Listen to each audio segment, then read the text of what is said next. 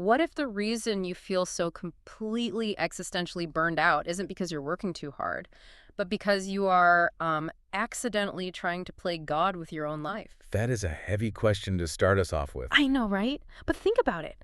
What if your exhaustion comes from quietly trying to generate the meaning of the entire universe instead of just, pausing to receive the order that is already there? It's a completely different way of looking at modern burnout, for sure. Yeah. Welcome to the Deep Dive. I'm your host, and we have an incredible journey ahead of us today. I am so glad to be here to unpack this with you. So I want you, the listener, to imagine something. Imagine you are sitting in a freshman philosophy seminar. Okay, setting the scene. Right. But instead of a stuffy, claustrophobic lecture hall with, flickering fluorescent lights and a professor droning on from yellowed notes, the professor is actually captivating. A rare thing, but okay. Yeah, and the syllabus you've been handed isn't a towering stack of dense academic textbooks. It's actually a map for a cross-country road trip. I like this class already. Exactly. And the core subject you are studying to unlock the absolute deepest secrets of human consciousness is motorcycle maintenance. It is an incredibly disarming setup for philosophical inquiry. And it's exactly the journey we are taking today through our source material. Okay, let's unpack this. We are looking at Robert M. Pirsig's iconic book, Zen and the Art of Motorcycle Maintenance, right? Yes. And we are looking at a text that basically masquerades as a simple, breezy travelogue. I mean, it's a father and son riding a motorcycle across the American West. Which sounds lovely. It does. But it is actually written from the absolute edge of psychological fracture. Wow. Yeah, it's a profound exploration of a mind that is just stretched to its absolute limit. So the mission for this deep dive is pretty ambitious because the stakes of this text are not just confined to the 1970s when it was written. Oh no, they are arguably way more urgent today. We are going to explore a mind that is desperately attempting to hold itself together. And we're going to dissect the modern tragedy of choosing between cold reason and a wild emotion. Yes, and ultimately figure out what this mysterious, almost ineffable concept called quality has to do with keeping every single one of us from losing our minds. Because the modern world feels incredibly fragmented. Okay. And that is not an exaggeration of the text's stakes. Not at all. Pirsig is not just offering a quaint manual on how to, clean a carburetor. Right, he's not teaching you how to change your oil. Exactly. He is offering a diagnosis of modern human consciousness. So to really grasp what is happening here, you, the listener, are going to have to fundamentally rethink how you pay attention to the world around you. You really have to evaluate whether the way you interact with reality is sustaining you or if it's quietly destroying you. And the destruction is really where we need to start. Yeah, let's start there, because before we can understand the fracture, before we can understand why the narrator's philosophical alter ego, this brilliant guy he calls Phaedrus, descends into madness, we have to map the battlefield. We have to understand the two massive opposing forces tearing his mind apart. And when you read the descriptions of these forces in the sources, you immediately recognize them.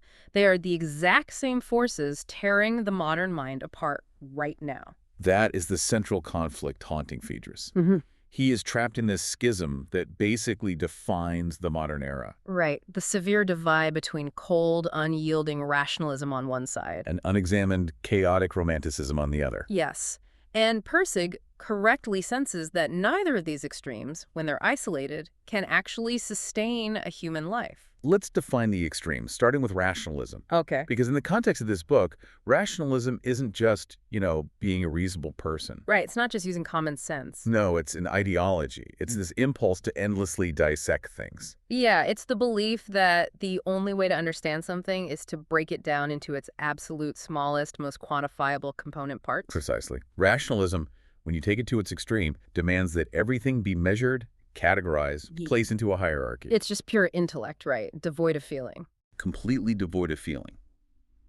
But the fatal flaw, as the text points out, is that if you dissect something endlessly, meaning just evaporates, It's gone. right, you are left with a pile of highly categorized parts, but there's no soul. Our sources give a great example of this. It's like you have painstakingly documented the exact mechanics of a clock. The gears, the springs, the escapement mechanism. Yeah, all of it. But in doing so, you have completely lost the concept of time itself. Wow. Yeah. You understand the mechanism, but you have destroyed the purpose. And you see this literally everywhere today. It's what I like to call the spreadsheetification of life. The spreadsheetification. That is perfectly put.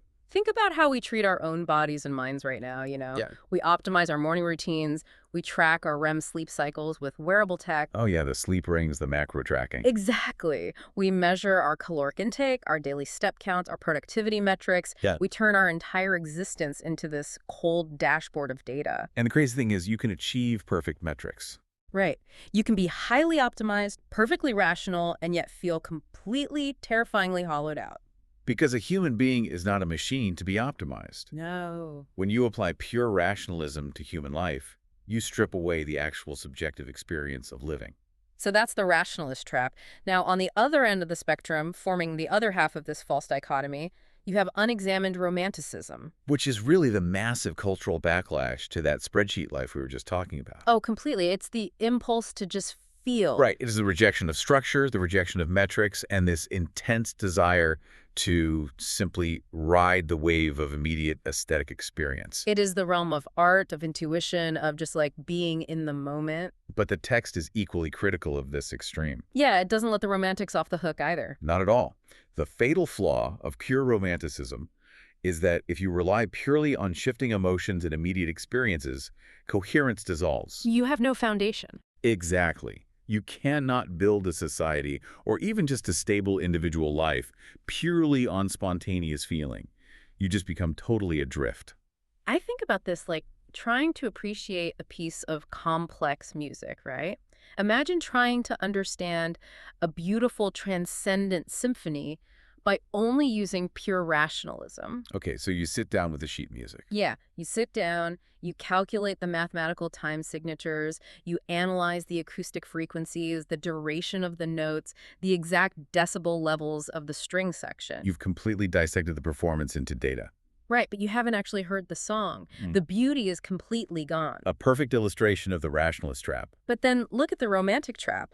Imagine ignoring the notes entirely. You just throw away the sheet music, abandon the structure of the instruments, and just thrash around in an empty room to the general vibes in your head. You might be feeling a lot of emotion, but you aren't actually participating in the reality of the song either. Right. Neither approach actually captures the music. What is most fascinating and really tragic about Persig's analysis is not simply that these two extremes exist. It's that society insists we have to choose between them. Yes.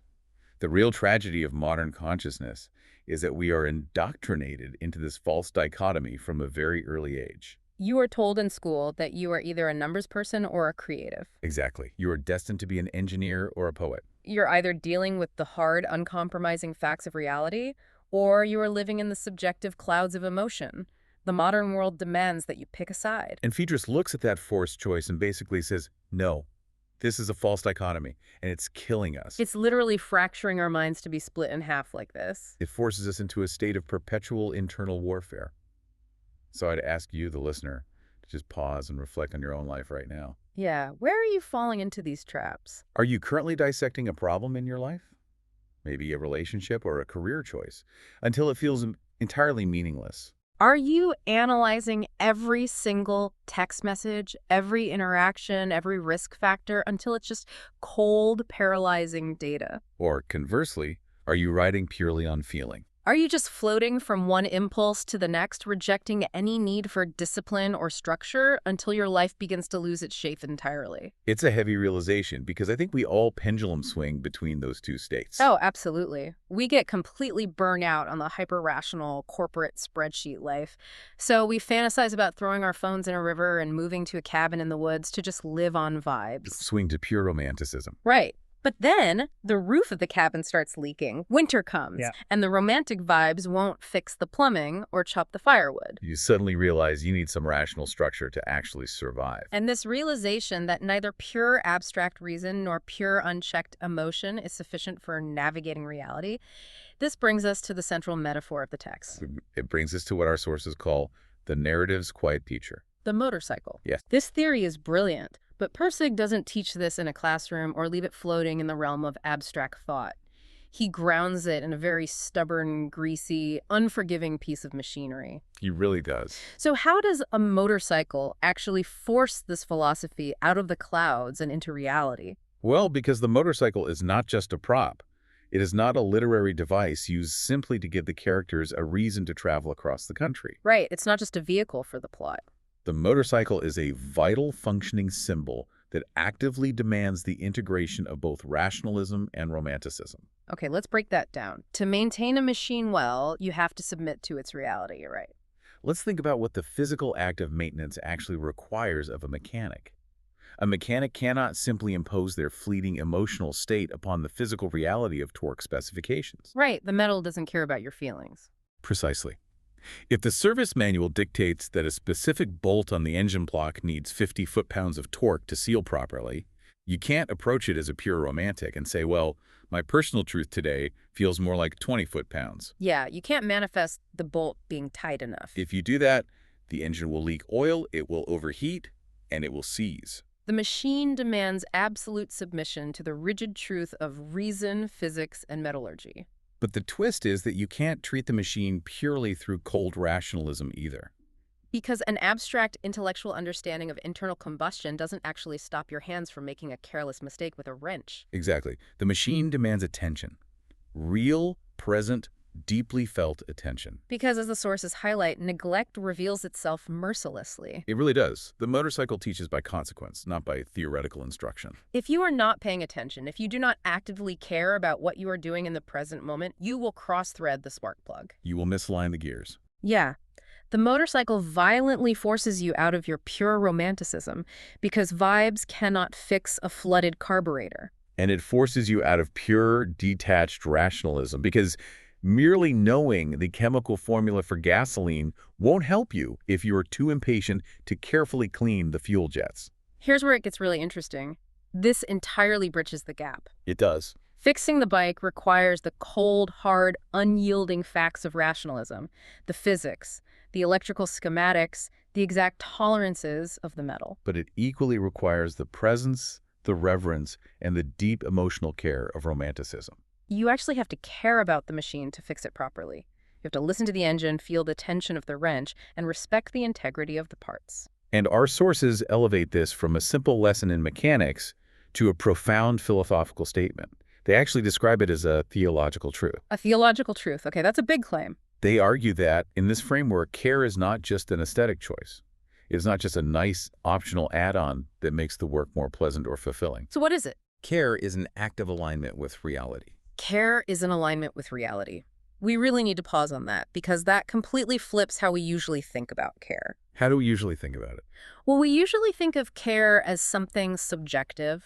We project onto an object, right? We think it comes entirely from within us, like it's a feeling I generate and bestow upon something else. That is the crucial distinction here. Yeah. To say that care is in alignment with reality means that reality already possesses an inherent order prior to our preferences. Prior to our moods, prior to our perception. Yes, the motorcycle has a specific nature.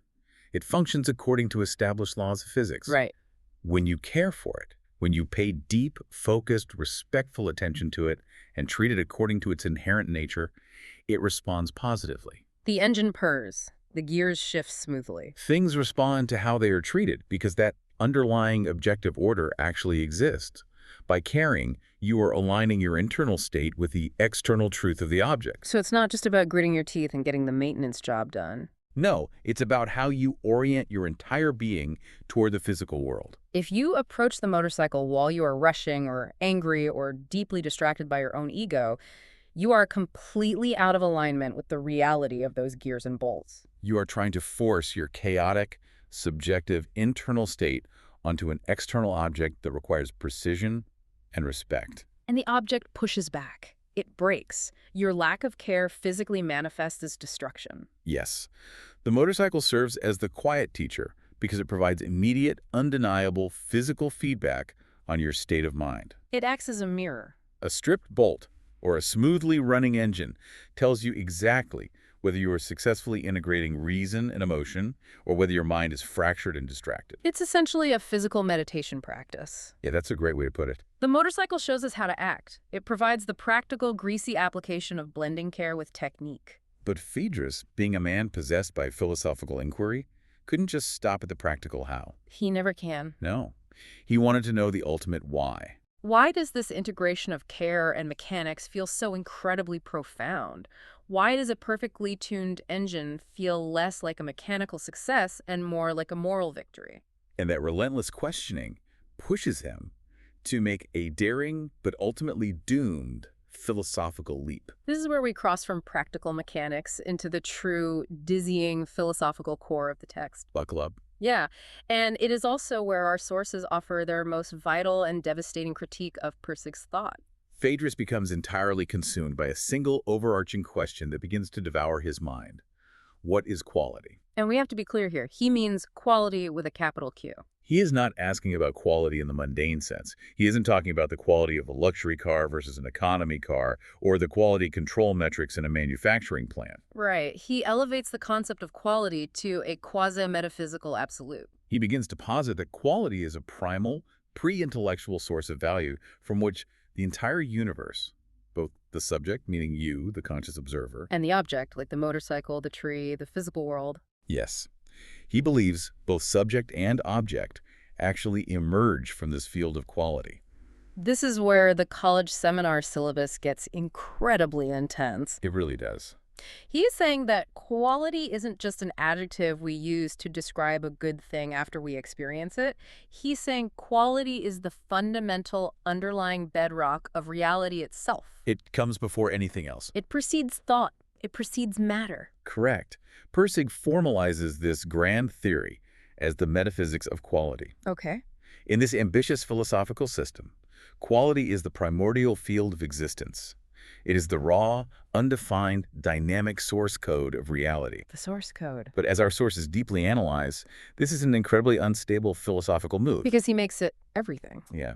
By making quality the primary generator of reality, he locates meaning everywhere in the universe, but he grounds it nowhere outside of the immediate event of perception. But wait, let me push back on this critique, because I think a modern listener might hear Pirsig's theory and find it deeply appealing. Oh, absolutely. It sounds great at first. Right. Isn't it profoundly empowering to think that our attention, our active perception of quality, is what actually creates the value in the world? It's very seductive. Because this is essentially the gospel of modern pop culture. We are told constantly by self-help books, wellness influencers, and corporate mindfulness retreats that paying deep attention is what gives life meaning. Live your truth.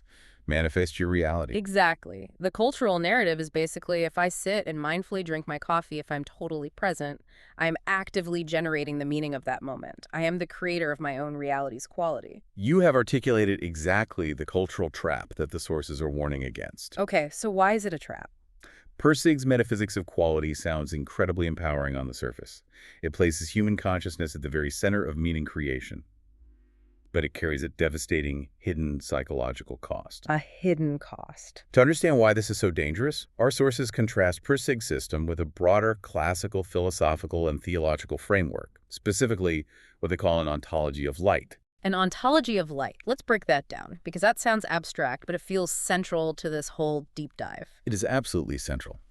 If we connect this to the bigger picture, in classical Western philosophy, stretching back through Aquinas and Plato light is the ultimate metaphor for intelligibility, for meaning, and for truth. Okay, think of the sun illuminating a vast, complex landscape. Right. The sun doesn't create the trees, the rivers, and the mountains in the exact moment it shines on them. It simply reveals an order, a reality that is already inherently there. In this classical framework, reality is ordered prior to human perception. Being and goodness are convertible terms. So the order, the meaning, the quality exists independently of whether you are looking at it or not. Precisely. To use a modern analogy, if you walk into a pitch-black room and turn on a powerful flashlight, you didn't magically invent the sofa and the coffee table out of thin air just by looking at them. Right, the furniture was already there. My flashlight, my attention just revealed it. I am discovering the order of the room, not generating it. Exactly. In the ontology of light, meaning is discovered and received. Receive, that's a key word. Now compare that deeply grounded framework to Pirsig's metaphysics of quality. The sources argue that quality, when rightly understood, should be a response to elimination. We recognize excellence. We recognize true quality in a piece of art, a well-built engine, or a moral act, because reality is already inherently ordered toward goodness. We are receiving that truth. But Pirsig flips the entire universe upside down. He suggests that value spontaneously arises from the friction of attention itself. He is essentially arguing that human care generates meaning out of the void. Oh, wow. I suddenly see the terrifying implications of that difference. It is profoundly dangerous. Because if human care generates meaning out of nothing, rather than participating in a higher pre-existing order, then mindfulness is no longer a peaceful reception of reality. It becomes something else entirely. Mindfulness becomes a desperate, white-knuckled form of control. That completely reframes the burnout we were talking about at the beginning of the show. It really does. Because if the universe has no inherent objective meaning, and it is entirely up to my focused, relentless attention to generate the quality of my own reality, well, that is an impossible task. It's exhausting just to think about. It really is. It is the ultimate psychological burden. Under Pirsig's framework, the human subject, you, me, Phaedrus, is quietly asked to become the custodian and the absolute guarantor of reality itself. Think about the weight of that. If meaning isn't something you can rest in and receive as a gift, but something you must constantly actively manufacture through the sheer brute willpower of your conscious attention, then you can never look away. You never relax. You can never rest. It's like you are forcing yourself to be the sun. You have to keep spinning the plates of the universe entirely inside your own mind. Constantly generating the quality of your relationships, the quality of your career, the quality of your hobbies. And if your attention wavers for even a second, if you stop paying perfect, mindful attention, the meaning of your life simply evaporates into nothingness. And this raises the most terrifying question of the entire text. Yeah. What happens when a human mind is asked to guarantee the reality of the universe? What happens on the day you are simply too tired, too sick, or too heartbroken to care? Exactly. What happens when a finite human mind is asked to bear a metaphysical burden that was meant for something infinitely beyond the self? It breaks. The mind completely shatters. Which brings us to the harrowing climax of Phaedrus's philosophical journey. He doesn't just reach a dead end in his thinking. He descends into madness. But the sources are insistent that we shouldn't view his insanity as a mere chemical imbalance or a simple intellectual miscalculation. Right. They use a very specific term for it. He fractured due to what the text brilliantly terms metaphysical overload. Metaphysical overload. That is the exact diagnostic term for his condition. Phaedrus did not just get a philosophical math problem wrong. He attempted to wire his finite human consciousness directly into the infinite power source of universal meaning. I want to linger on that term, metaphysical overload, because it perfectly captures the stakes of Pirsig's philosophy in practice. It explains how the breakdown happens. When the meaning of everything in existence depends entirely on the precision and endurance of your attention, failure is no longer an option. It is catastrophic. This is a crucial distinction. In a classical world where meaning is received from a higher transcendent order, an error is just a mistake. It is an opportunity for grace and correction. If you fix the motorcycle incorrectly, if you strip a bolt because you were distracted, you realize you made a mistake, you learn from the consequence, and you try again. The universe remains completely intact. You are safe within an ordered reality. But in Pirsig's framework, where your active attention is the only thing generating the reality of quality, an error is no longer just a mechanical mistake. It's a collapse of reality itself. Yes. If you fail to generate quality, if your care slips, the meaning of your life doesn't just dip temporarily.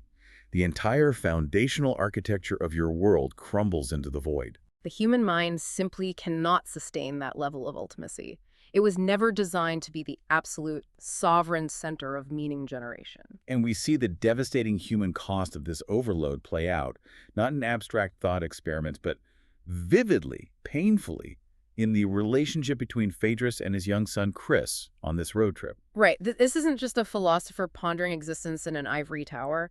This is a man whose mind is actively dissolving while rocketing down the highway at 60 miles an hour with his child sitting right behind him on the saddle. It's terrifying. How does this metaphysical collapse manifest in their actual relationship? Well, the father-son dynamic is the true emotional and moral anchor of the text, and it perfectly, tragically mirrors the philosophical strain Phaedrus is experiencing. Because as Phaedrus wrestles with the crushing weight of his theories, he becomes increasingly distant. Distant, intense, and completely detached from the immediate, simple realities of human connection. And what is deeply moving is Chris's reaction. Yes, Chris, the son, does not rebel against his father. He doesn't act out in typical teenage anger or defiance.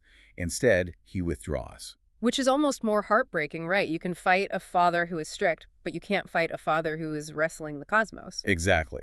Chris withdraws because he senses, with the intuitive brilliance of a child, that his father is chasing a grand theoretical coherence at a terrible, unspoken cost. Chris cannot articulate the philosophy of quality, obviously, but he can profoundly feel the immense, crushing weight his father is carrying. The terrifying weight of trying to hold the entire universe together inside his own mind. Chris sees a man suffering from metaphysical overload, and he shrinks away from the heat of that internal fire. And the tragic irony is that this journey across America was supposed to be a healing trip. Yeah, it was ostensibly planned to reconcile the father and the son, to spend quality time together, and to simultaneously reconcile the fractured pieces of Phaedrus's own post-breakdown mind. It was meant to be a cure. But as our sources deeply analyze, reconciliation cannot possibly happen where the individual is not yet reconciled to the limits of his own role in the cosmic order. Healing fundamentally requires reception. It requires the humility to receive grace, to receive order, and to receive meaning from a source outside of yourself. And Phaedrus has constructed an entire elaborate philosophical architecture that only knows how to generate, to push, and to control. He has no mechanism for receiving. He built an engine with no intake valve. That's a perfect metaphor. So what does this all mean for us today? Because I'm guessing the vast majority of people listening right now aren't actively trying to write a completely new metaphysical framework for the universe while riding a Honda across the Dakotas. Probably not. But this deep, aching concept of fragmentation, of feeling torn apart by the demands of life, feels incredibly modern and universally relatable. It is relatable because it is the defining psychological condition of modern life. The sources use a profound classical concept called privation to explain exactly why we feel this way. Privation. Okay, to understand our modern burnout, we have to understand privation. What is it? Privation is not the presence of a bad thing. It is the absence of a good thing that ought to be present. Ah. In classical thought, cold does not actually exist as a substance. Cold is simply the privation of heat. Right. Darkness is not a thing in itself. It is the privation of light. Evil is the privation of good. Exactly. I see you follow the physics of that. Yeah, but how does privation apply to our modern anxiety? The sources argue that our modern fragmentation, our chronic anxiety, our deep burnout, our relentless feeling of being torn between cold corporate logic and chaotic personal emotion is not actually caused by an excess of rationality. And it's not caused by an excess of feeling either. Right. The root problem is privation. It is the removal, the absence of a unifying, transcendent source of meaning that is supposed to sit above both reason and emotion, ordering them and giving them purpose. So, when our culture collectively removed the idea of a transcendent inherent order from the universe, when we stopped believing that the world has intrinsic objective meaning that we are just meant to humbly discover and participate in, we didn't just liberate ourselves. No, we left a massive gaping void. And into that impossible void steps the exhausted, fragile, modern self. When transcendence is absent, the task of integrating your life, trying to balance your demanding career, your family responsibilities, your personal passions, your mental health, is no longer experienced as a gift of orientation. You are no longer navigating by the stars. Instead, integration becomes a grueling, endless project of pure willpower. Balance becomes a punishing task you have to forcefully, aggressively achieve every single day, rather than a reality you can peacefully align yourself with. We are all walking around suffering from a low-grade chronic case of metaphysical overload. We really are. We are all trying to be the sole guarantors of our own little bespoke universes. Because culture tells us constantly to create your own meaning, to live your truth, to manifest your reality. It sounds empowering. It sounds like a motivational poster. But as we've seen with Phaedrus, it is actually a terrifying and exhausting prescription for mental fracture. It demands way too much of us. The modern self is left to perform cosmic work that was never meant to be its burden.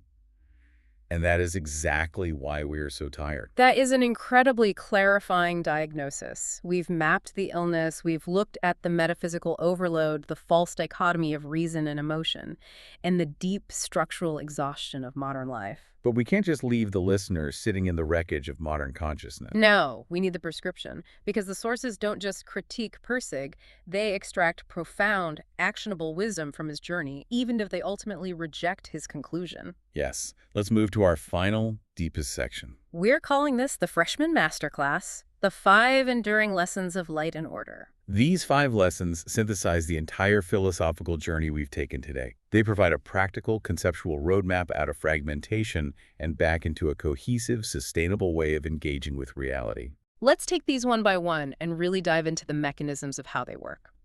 Lesson 1. Attention is a moral act. This is the foundational shift in perspective. How we attend to things, where we place our focus and the quality of that focus, is not just a neutral cognitive function. It reveals our fundamental moral stance toward reality itself. Exactly. When you look at an object, a person, or a complex task, do you recognize its given inherent order? Or do you immediately attempt to impose your own will, your own ego, and your own impatience upon it? This brings us right back to the grease and metal of the motorcycle. It does. Because if I am furiously yanking on a rusted, stuck bolt on the engine block because I'm impatient, because I'm hungry and just want to go inside and eat dinner, my attention is entirely selfish. You are not seeing the bolt. You're only seeing your own frustration. Right. I am trying to impose my will, my arbitrary schedule, onto the unyielding physical reality of the metal. And the result is inevitable. The metal will break. The bolt will strip. My selfish attention causes physical destruction. But if your attention is a moral act, you approach that exact same stuck bolt with a sense of reverence for its physical nature. You acknowledge that it is rusted. You apply penetrating oil. You wait. You apply steady, calculated pressure. You are recognizing and submitting to the physical truth of the object. And this profoundly applies beyond mechanics. It applies to how we listen to a spouse after a long day, how we read a difficult book, how we engage with the natural world. True attention is a moral submission to the reality of the other, rather than a forceful assertion of the self. Which flows perfectly into lesson 2. Technique without care is destructive. We touched on this earlier, but let's go deeper. Competence divorced from reverence is a corrosive force. It erodes both the object being worked on and the soul of the person wielding the technique. Let's use a modern corporate equivalent. Think about the brilliant but deeply cynical software engineer. Oh, we all know one. Right. They have absolute mastery over the code. Their technique is flawless. They know exactly how to build the architecture of the app. But because they hate their company, or because they have no respect for the end user, there is zero care in their work. Exactly. They write code that functions, but it's messy, it's undocumented, and it's full of fragile shortcuts because it was just good enough to pass the review. And the destruction there is twofold, just as it is with the cynical mechanic. First, it ruins the object. The software will eventually crash under the weight of its own careless architecture. But more insidiously, and this is Persig's deepest warning, engaging in high-level technique without care ruins the person wielding the keyboard or the wrench. When you operate purely in the realm of cold rationalism and technique, without the moral engagement of care, you turn yourself into a machine. You hollow out your own humanity. You become cynical, detached, and internally fragmented. Care is the soul of technique. Without it, you aren't an expert. You're just a highly efficient vandal. A highly efficient vandal. I love that. Okay, lesson 3. Meaning must be received, not manufactured. This directly addresses the theological critique of the metaphysics of quality we explored earlier.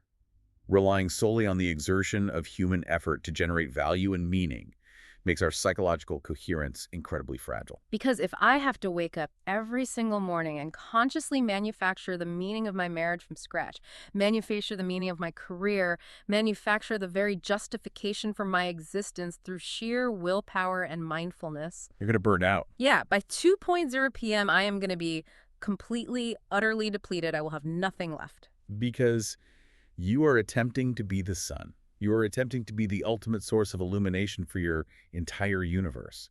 But you are not the sun. Thankfully. Right. You are a finite human being meant to be illuminated. When you accept the profound relief that meaning is received, when you accept that your marriage has inherent objective value, that your work participates in a broader pre-existing goodness, that the physical world is already ordered, you are instantly freed from the crushing exhaustion of constant generation. Your job is no longer to create reality. Your job is simply to open your eyes, cultivate gratitude, and respond appropriately to the goodness that is already present. It's the difference between desperately trying to invent gravity and simply learning how to sail. You don't have to make the wind, you just have to learn how to catch it.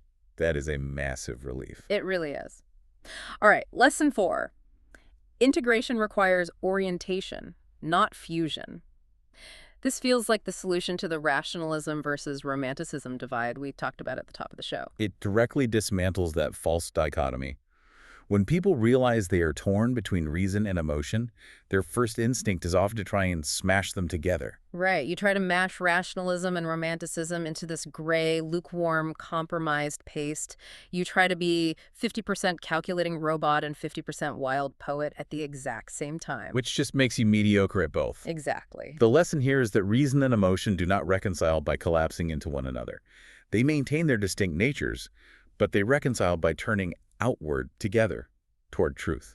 Think about the master mechanic fixing the motorcycle. They aren't blurring the lines between the service manual and their love for riding. No, they are orienting both their cold reason and their deep emotion toward the singular truth of a perfectly running engine. The sources articulate this balance beautifully. Reason clarifies, wonder opens, care sustains. Each faculty has a distinct vital role.